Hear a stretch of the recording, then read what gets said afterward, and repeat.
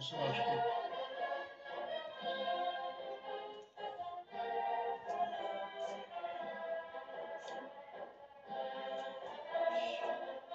صباح الخير.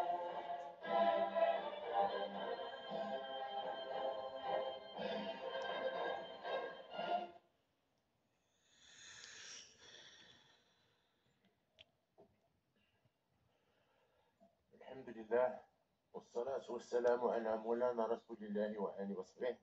شعبي العزيز، لقد مكنت المسيرة الخضراء التي وخاصة بالصحراء المغربية، وقد مكن استرجاع أقاليمنا الجنوبية من تعزيز البعد الأطلسي للمملكة، كما مكنت التعبئة الدبلوماسية الوطنية من تقوية موقف المغرب وتزايد الدعم الدولي لوحدته الترابية والتصدي لمناورات الخصوم المكشوفين والخفيين.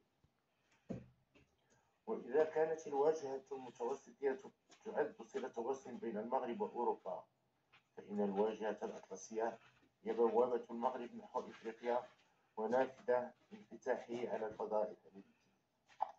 ومن هنا يأتي حرصنا على تأهيل المجال الساحلي وطنيا بما فيه الواجهة الأطلسية للصحراء المغربية، وكذا هيكلة هذا الفضاء الجيوسياسي على المستوى الإفريقي.